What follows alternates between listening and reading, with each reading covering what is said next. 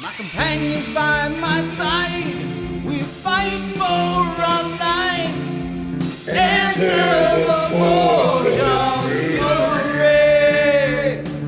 The forge was asleep, 'cause the dwarves delved too deep. So enter the forge of fury.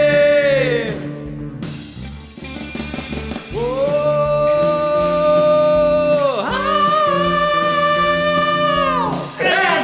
The forge of fury.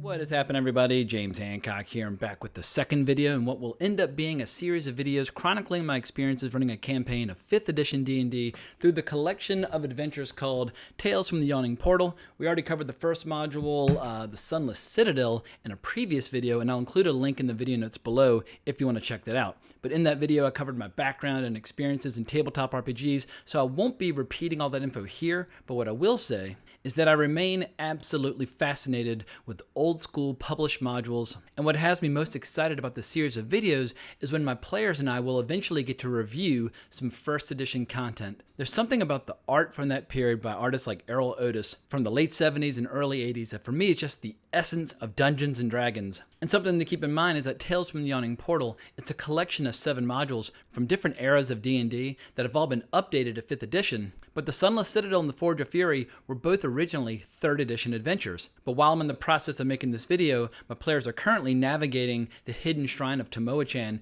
and we're absolutely having a blast. The style and structure of different modules is always changing from era to era and also depending upon which storytellers are involved, but it's been really fun exposing some of these players to the 1st edition style for the very first time. But I'm getting ahead of myself because today's focus is the Forge of Fury, a module that I really enjoyed running. I think the adventure is far more dramatically compelling than the Sunless Citadel and definitely more exciting and dangerous in terms of the traps, natural obstacles, and creatures that the players have to overcome. And unlike Sunless Citadel, where I made a lot of changes to punch up the drama and punch up the intrigue, with Forge of Fury, I basically changed nothing, apart from an initial wandering monster encounter, as well as some mild manipulation of some of the role-playing opportunities toward the end of the adventure.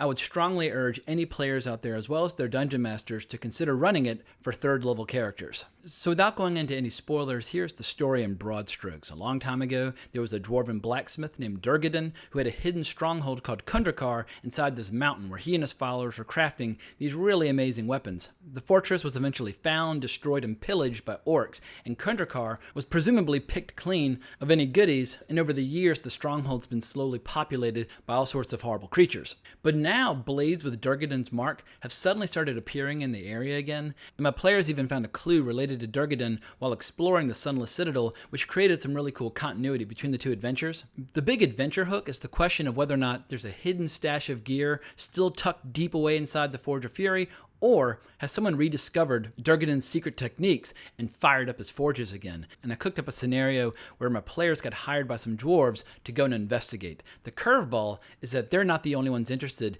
in this potential loot. A small army of orcs and ogres have started exploring the upper levels of the fortress, while an even bigger threat, which is totally spoiled by the original cover of the module, has also taken an interest. But what makes this module so cool in terms of exploration is how the players have several options on where they start the adventure, and depending upon which path they take to get inside, the difficulty level of the module can vary wildly, giving the players a ton of freedom, as well as a lot of rope to hang themselves depending upon what decisions they make once they get inside.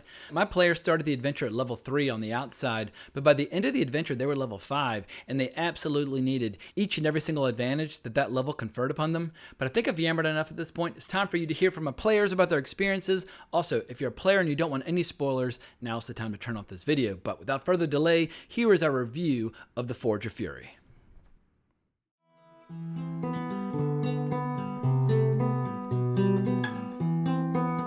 2 centuries ago, the great dwarfsmith Durgadan the Black and his clan were driven from their home by a horde of fierce orcs and ogres.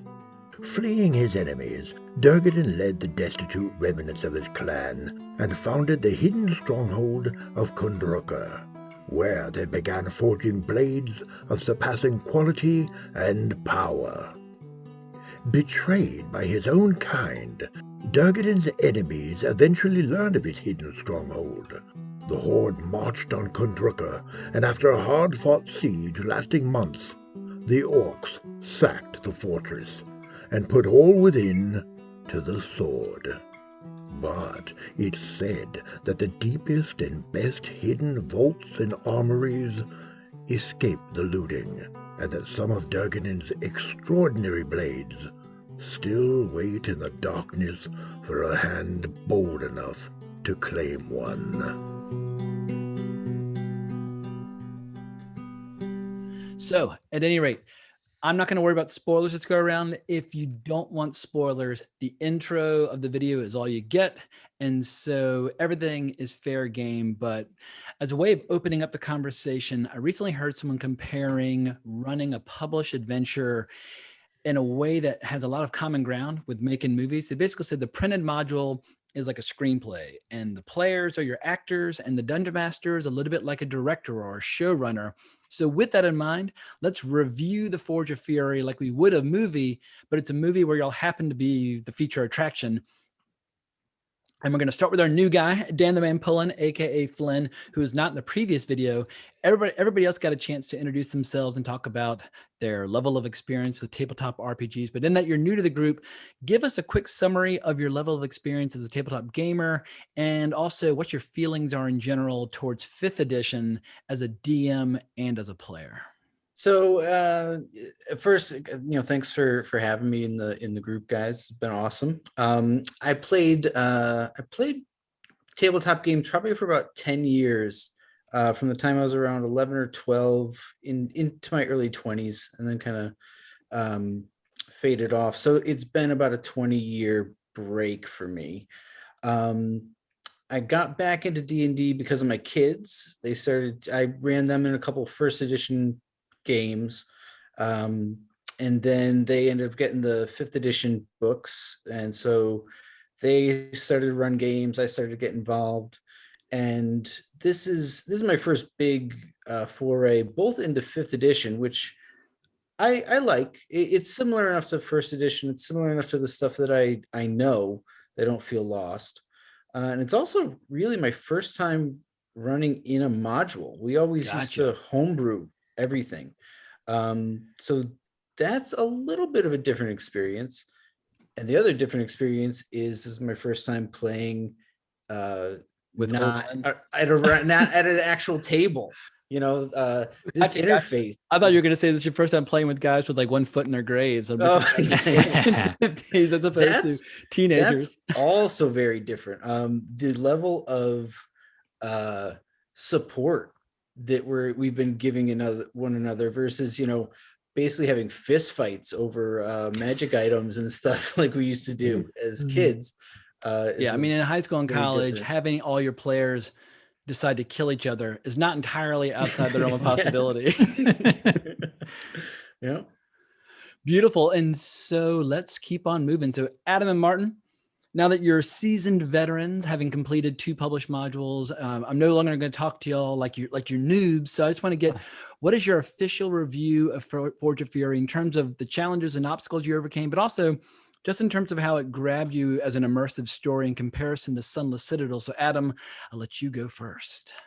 Well, as I mentioned to you, this was the module. This was I don't know, how many weeks did we play this? Like 5 or 3? I don't even know. I can't remember. It was at least at a minimum 3 sessions, maybe 3.5. Yeah. So even though I loved the first module, but this is the one where I got completely hooked, and I even messaged you at one point saying, like, is it Monday? When are we going to play again? I look forward. It's like the highlight of my week. So I really think this particular module drew me in very deep into the game and got me excited about all the possibilities and where this adventure could go. So I'm definitely, I feel like the stakes were raised. We are obviously more seasoned, more experienced in the gaming mechanics. So we were able to sort of get into the gameplay a little more this time. Whereas in the first module, I think Martin and I in particular were really just kind of going along for the ride, just kind of waiting to be told what we needed to do or answer a question. But now we're allowed to sort of expand, our imaginations and So decide. do you think your experience in Forge of Fury was better because you're growing into your confidence as a player, or do you think it's a stronger module than Sunless Citadel? I think it's a stronger module in the sense that we learned that there are a lot more directions you could take that would greatly differ the outcome of the party's fate. So I think we obviously chose wisely and where we entered. But yeah, I also think this time around, I'm starting to really get to know my character better. I'm starting to develop the character, and I feel like Rakad is a more three-dimensional character than he was before. I feel like as we level up, all of the new abilities and feats and weapons that he is able to take advantage of are starting to kind of hone his personality. And that's also exciting because I feel like each of our characters are maturing. They're starting to become a real fleshed out character that we can actually interact with. The Fantastic Four. Yeah. Yeah, like I said before, y'all went into the Forge of Fury. I was like, all y'all are playing some variation on some kind of warrior. So I feel like you're like the guys from Predator, where everybody's got a different speciality. You got your Ranger, your Paladin, your Fighter, you got your Barbarian. Everybody's different and does something different, but at the same time, it's just this wrecking machine. So Martin, your turn. What did you think of the challenge level of Forge of Fury, but how well did it play for you also just as a dramatic story where you were one of the central players? I think it was a perfect place to go after Sunless Citadel, which felt like the perfect module for beginners. It was all new to me. So now that I agree with Adam that the confidence level is a little bit higher and I'm a little bit more comfortable with what I'm doing, it feels like, okay, there's more options for challenges. The story is simple enough. I mean, it's kind of a classic dungeon crawl, but just seeing how many different options there were and seeing a couple unexpected twists and turns along the way made it really interesting for me. Some real surprises, I think. Yeah, so it was a great balance of kind of feeling during like your possession scene was a ton of fun, and that got very dramatic. Well, that too, like as much as our characters are getting stronger and we're getting more confident, I feel like there were more close calls this module than in Sunless Citadel. It felt like, oh, the challenge level's increasing, and not only in rolling well, but just in critical thinking, how to get through some of these situations, or can that woman in that strange room be trusted, or should we all start ganging up on her right away? Things like that. So yeah, well, it's funny, like as y'all get stronger, it's harder to kill y'all. And so I try to raise the threat level, but if y'all have a couple of bad rolls in a row, or they have a couple of good rolls in a row, it can completely throw any sense of balance out the window. So it's more challenging now to find that perfect level of challenge. So when things start going poorly, it can get very hairy very quickly.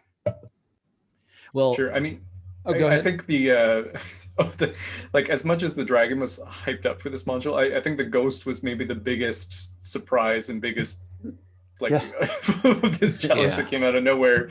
And it was fun because it did play on the fact that we've been working well as a group, so that just threw a big wrench into that. And it's been exciting kind of feeling out how the group dynamic works. I feel a little bit like it's like the gang from Predator, where we're all a bunch of warriors, but each one kind of has their own thing or their own skill set.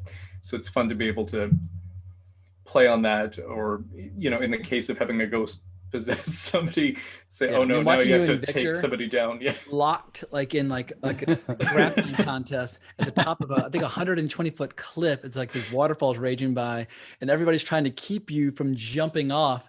Anyway, it was just I was laughing my ass off there. And although everyone took damage, or almost everyone, I think Dan, you didn't, but I'm the only one that has permanently aged 10 years from that encounter. Yeah, no, everyone else is back to full strength. I'm now 31. I missed out in my 20s entirely. You're like Adam, you're like Joe Beth Williams. You get that little white in your hair now. Exactly. Yeah. Your midlife crisis will be just that much more intense. So Victor, you're the most experienced gamer in this group with like a wide range of games under your belt. And so first and foremost, how would you review Forge of Fury just as a published adventure?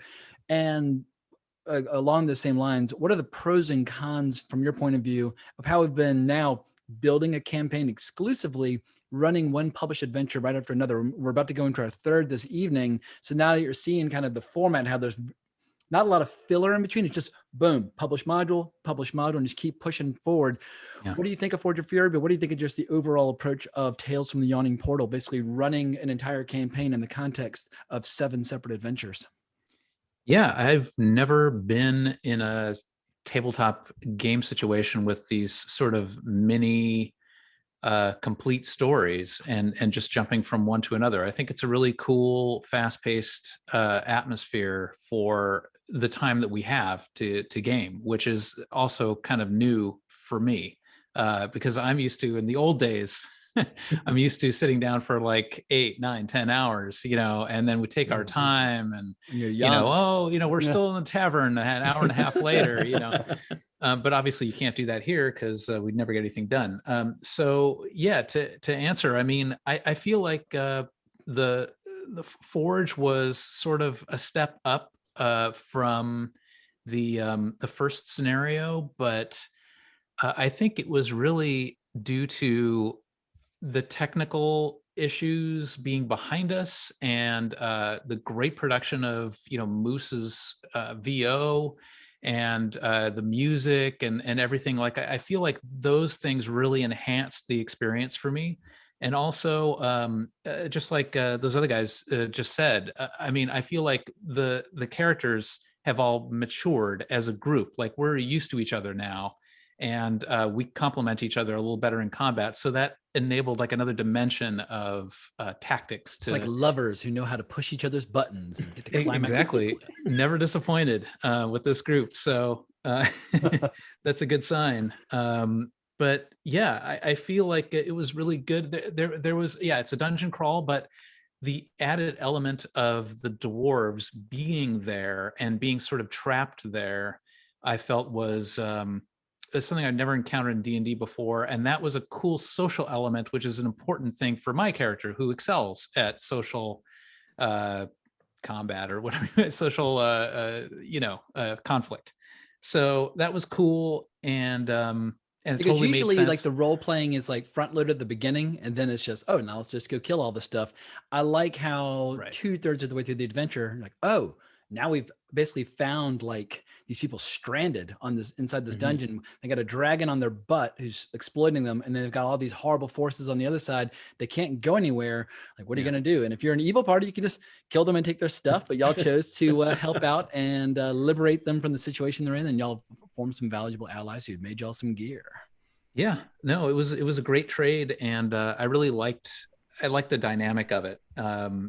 But also, yeah, I felt like there were more bosses in this than the previous game. I felt like maybe there's 1.5 bosses in the previous campaign, and here there were definitely 3. That were the roper, the almost ghost, and the dragon. deadly. One was supposed to be kind of a boss, but y'all just smacked the hell out of it. The orc white with the 2 skeletal ogres. Oh yeah. It was challenging, but it was kind of anticlimactic after the situation with the ghost, because the ghost had just been, had gone above and beyond in terms of drama. Well, I don't know what this is called in gaming, but when you have like 4, like a whole group of players, player characters up against a single monster, that kicks up the energy for some reason. It's just like, you try hitting him, then I'll try hitting him, or I'll set you up to deliver a better blow, and all that kind of stuff. When you have one clear foe that is way more powerful than anybody in the party, that brings out sort of the fighting spirit, I think, in players, and we definitely got that a couple of times. And you're not sitting around waiting for your turn. If it's, like, say it's 4 of you and 7 or 10 of them, then you have to sit there and watch me go through all their attacks. And it's like, oh, Jesus. And it's more crap for me to juggle. So my energy goes down and so on and so forth. But speaking of energy, let's turn our eyes toward my co-conspirator / creative collaborator, the great Moose Madsen.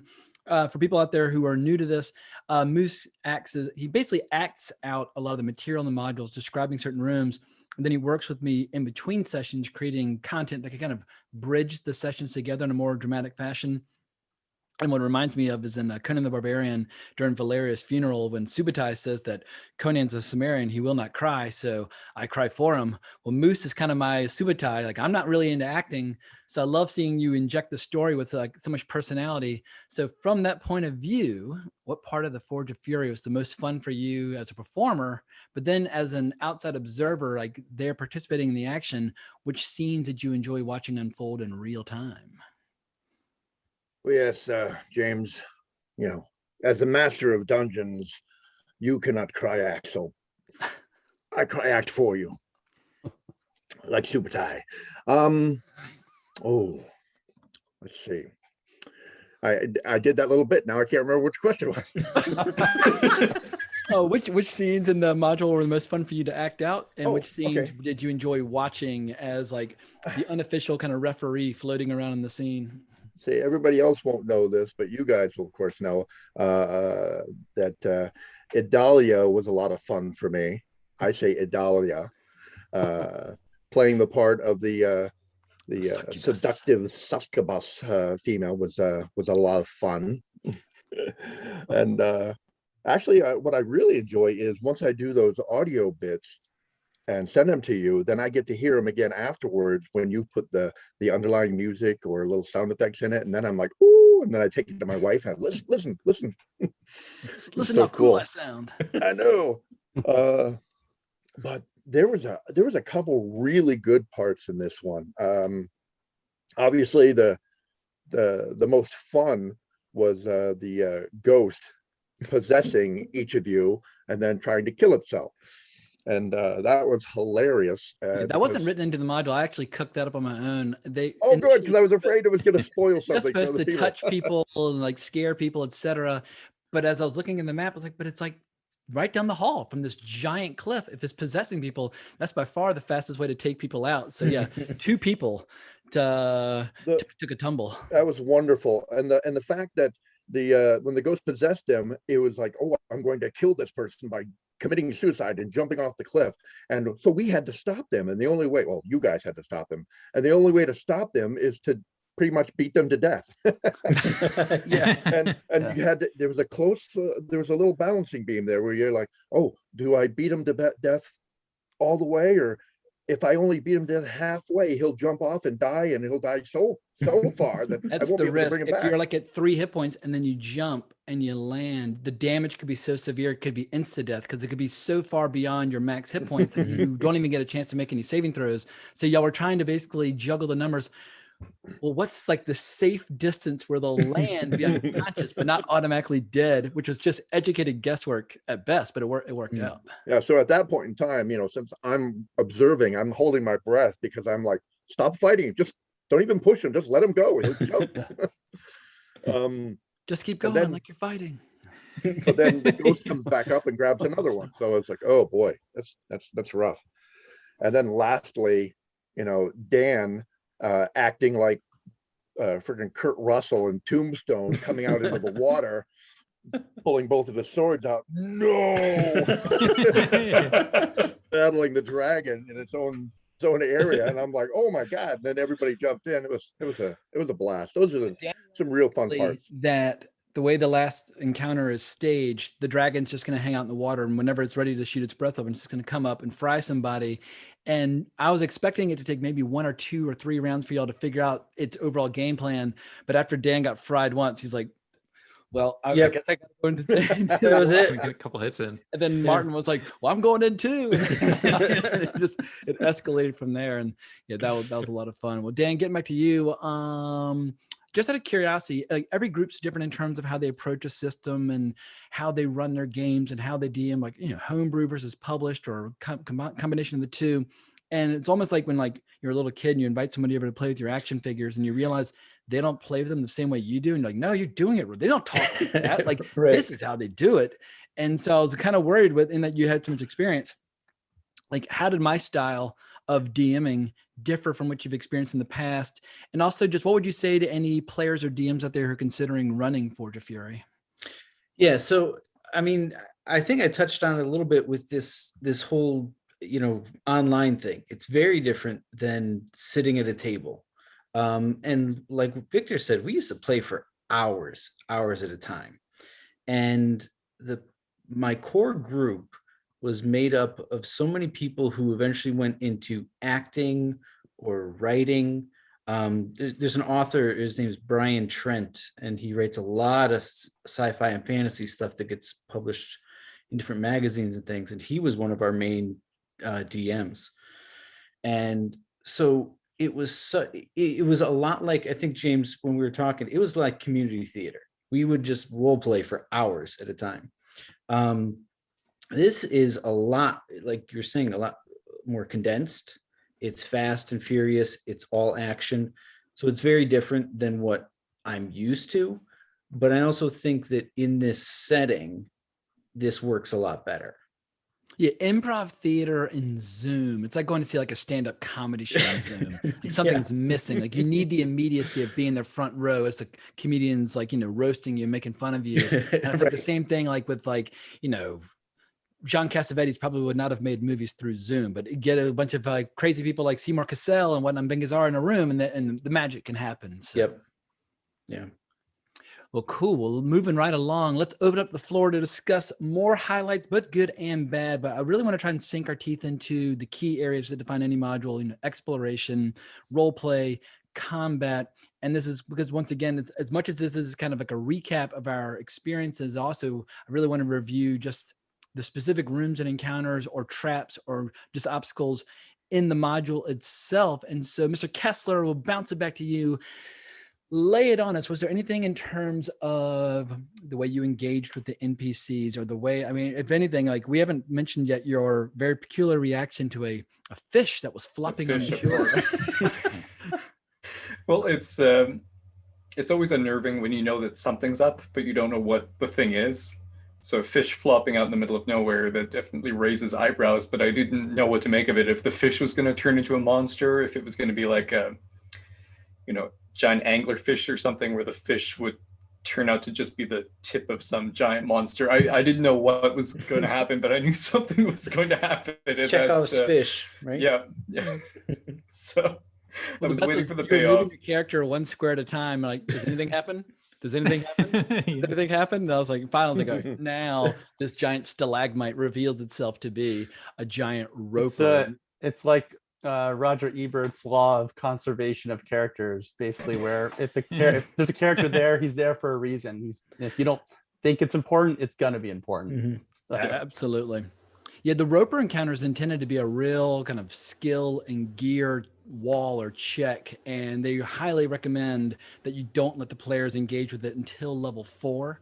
And the way the room is positioned in the module, you can't even get there from the outside. No matter how you come into the module, you have to explore before you find the roper. So the assumption is that you will level up into that encounter to avoid just getting decimated. Well, on the other hand, though, they design it in a way where you are totally able to step right into the dragon's lair from the word go if you are really determined to swim through the lake. And so once again, we almost did. Yeah. That was the way that I wanted to go, because it seemed to be the hardest. So I assumed that the hardest way to get into the place was going to be the best option. And that would have, turns out the hardest was the hardest. bad. Yeah. That's a good thought. Yeah, absolutely. Well, Adam, what was fun for me was watching you kind of getting into character at the very first half session. We recorded our review of Sunless Citadel, but then as we started the intro to it, it was basically just a big outdoor map, and it became a little bit more like theater of the mind, and you got to get into ranger mode and being stealthy through the woods and scouting out ahead. But it was fun seeing y'all debate and weigh the pros and cons of the various entrances. And so by luck, y'all chose a really good one. But the sad thing is y'all didn't get to encounter the rope bridge, which has a possibility of insta-death for people if they get unlucky while crossing over it. Yeah, it was fun. It was fun, though. I mean, it was fun to sort of just explore the map, and sort of, I think that was the main thing I was going for in sort of scouting, was let's just at least see where all the various entrances are before we make a decision. And I like we said, we almost went into the lake, but I think I was the one that said, well, let's just see what that smoke is first. Let's just take a look. We can always come back to the lake. And thankfully we did not go back to the lake. But I also think that opening was really interesting because we encountered what was it, some orcs on the road, Four and a orcs giant, an ogre. an ogre, yeah. It was a And really fun encounter. Yeah. I don't think, as you mentioned, that was supposed to be a very challenging encounter, but it ended up being quite a challenge for us. And that's one of the things I'm really loving about this game, is that sometimes the bosses go down really easily with, I mean, it might take a little time, might just the process to take them down, to get their hit points down takes a little while, but there's not a lot of drama always, but sometimes it's the unexpected encounters that, like the ghost or the rug that wrapped me up, the enchanted rug. Those are the things that unexpectedly do a lot of damage, and when you're not prepared for it. Whereas I think when you're heading into a boss, you are sort of all ready for worst case scenarios, so you expect to take damage, and so when you don't, you're kind of like, oh, that wasn't so hard. Yeah, but it's like a natural one though, under any circumstances, can get hairy very, very quickly. Right. No matter how innocent the encounter might seem, things can suddenly turn very abruptly, which is what's part of the joy of having the dice involved. Well, Victor, there was a moment that I really enjoyed watching you in action, was as y'all were going into the Glitterheim, or however you pronounce it, when y'all found the tombs of all the dwarves who had been there centuries ago, who had been sacked and beheaded and put up on pikes by the orcs. Yeah. And you were like reading the headstones and all these like silly dwarf names, and y'all ultimately decided to kind of just leave the dwarves in peace and just kind of let them rest before proceeding. But seeing you really get into character, like the fact that you're a paladin is not just about being able to zap people with holy power. Like, you're really trying to get into the swing of things as a paladin would behave. Oh, thanks. Yeah, I appreciate that. I really try to absorb this is the first paladin I've ever played, so I'm trying to absorb all the paladin rules and be the paladin. You know, before we start this upcoming game tonight, I wanted to talk to you about my character Edwin giving maybe half of his gold winnings to the dwarves as reparations for being harried by the ghost for so long, because he's such a anti-undead guy.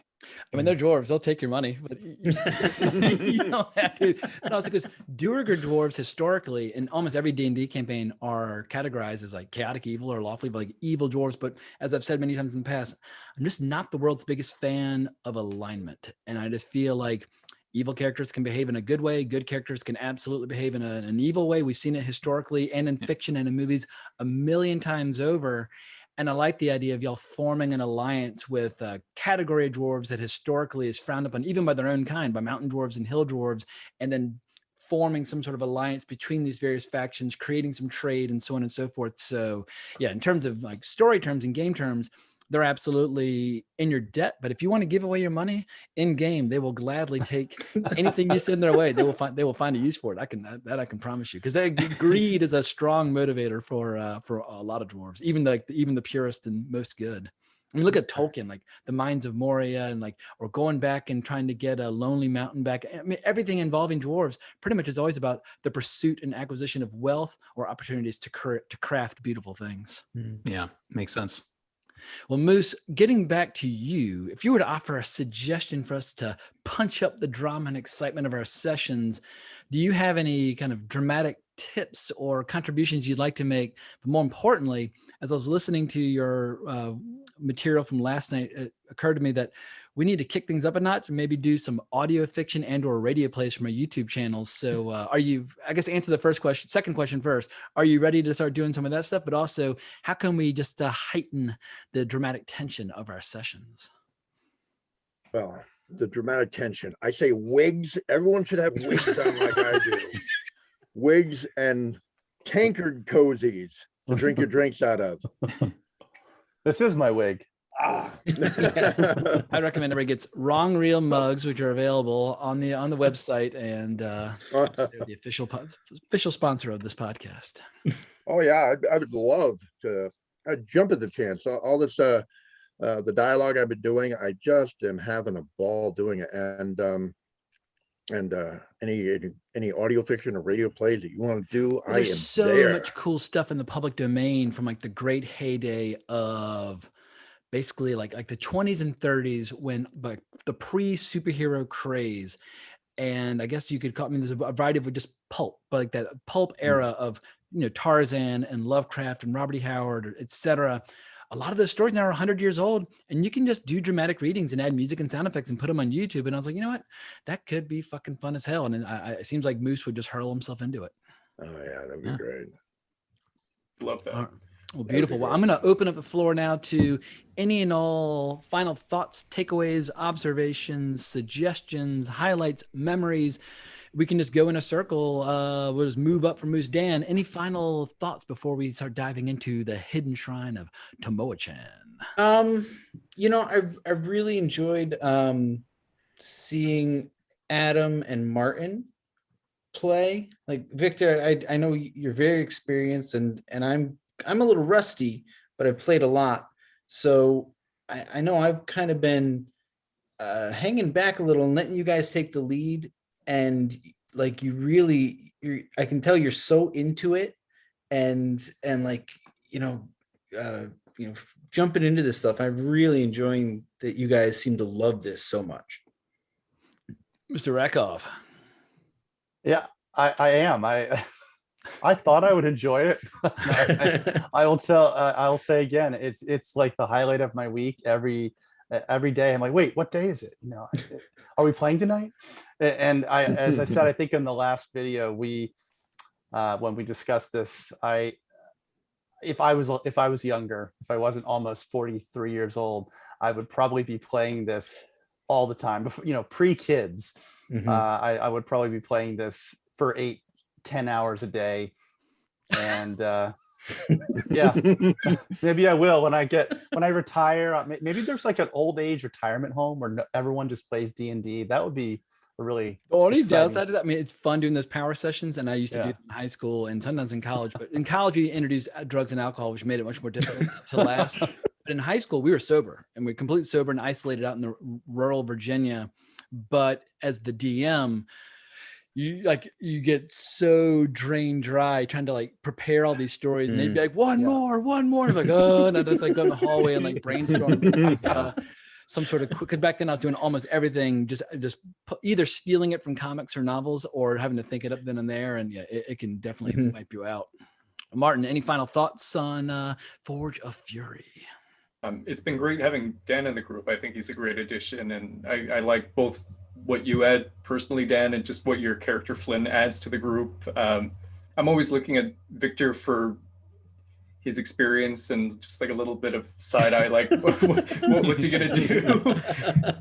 And I don't, Adam, like it's great just having somebody else who's kind of figuring things out as we go along. Moose adds so much character, his voice, his personality, his spectatorship. I feel like adds so much to the group. And James, I always appreciate also like when you tip your hand just a little bit and like let us know, oh, if you went down that way, this would have happened, or letting us in to the kind of game behind the game. Letting you peek behind the Dungeon Master screen just a little bit. It makes it fun too, knowing like, oh, we almost missed that rope bridge, or or whatever it might have been. So there's times where it's fun to actually get what we missed out on, or what we nearly avoided, or what maybe the plan was that we somehow bumbled into the wrong direction. Yeah, well, that's going to be even more interesting as y'all are going through this crazy system of death traps. First edition is so different from third, because y'all have been done 2 3rd edition modules, updated to 5th edition. And the first edition style was almost not at all based on story, not at all based on bosses. You were allowed to fill that in as you like or not, depending upon your taste and preferences. And so I've got enormous sentimental affection for that period, but a lot of y'all do not. And so it'll be interesting to me seeing how y'all interact with older content in the absence of that romantic fascination with that period, and seeing how it still plays. But Victor, you do come from that era, so I'll be curious to see what you think about revisiting that era of the weird late 70s Gary Gygax era, where just the whole style of the game is completely different. But any final thoughts, observations, suggestions, takeaways, etc. from you before we start wrapping things up? Yeah, no, just like Dan said earlier, most of the games that I played in are homebrewed dungeon or wilderness or city type scenarios. So this is a kind of a new way for me to play too. So I'm really, really enjoying it. Excellent. Well, Moose, as the dramatic heart of this entire enterprise, take it away. Bring this whole conversation in for a safe landing. Well, you had shared with us a Dungeon Master documentary recently, and I just can't help feeling that, this could be a look for me. Like I could like go to work like this now and just inhabit this cosplay. character. Oh, it's like the So- girl who used to go to like jury duty dressed in her Star Trek uniform during something related to Bill Clinton back in the 90s, but she was in that documentary Trekkies. But some people with the Star Trek, D&D, whatever, their cosplay becomes their whole universe. And that girl in that documentary, Drow elves, she just, something about the Drow elves, she just fell into it, never to fully emerge. And then that Star Trek lady pulled out the tricorder and she's like, Captain, I have some foreign object on my blouse. The Clinton thing. Gotcha. Sorry. Like that lost me joke. in that last turn. I'm too slow and dumb. And yeah. So at any rate, well, thank you so much for indulging me in this conversation, y'all. And let's waste no time. Let's dive into the hidden shrine of Tomoa-chan. All right. So I hope y'all enjoyed that conversation. I'm eagerly looking forward to the next video where we get to tackle the hidden shrine of Tomoa-chan and really sink our teeth into some first edition content. It has been an absolute hoot and a half getting back into tabletop RPGs. And honestly, it's one of the big highlights of my week when I get together with my friends and not only play the game, but also just crafting these stories together, because everybody's bringing different ingredients to the table, both as storytellers and as players. So I want to give a special shout out to Adam Rakoff, who cooked up the video intro to this. And obviously a big shout out to Dan Pullen, the musician, who cooked up all the music for this video as well. And as always, a very special thank you to Moose Matson for bringing his singular voice acting talents to the equation as well. But I think that's all I have to say for now, so I'm going to go ahead and wrap this up. If you enjoyed this, please remember to like the video, subscribe to the channel, and hit that notification bell. And if you want to talk more, you can hunt me down on Twitter at Geeking Out. But thanks so much for watching. I really appreciate it. But more importantly, as always, onwards and upwards.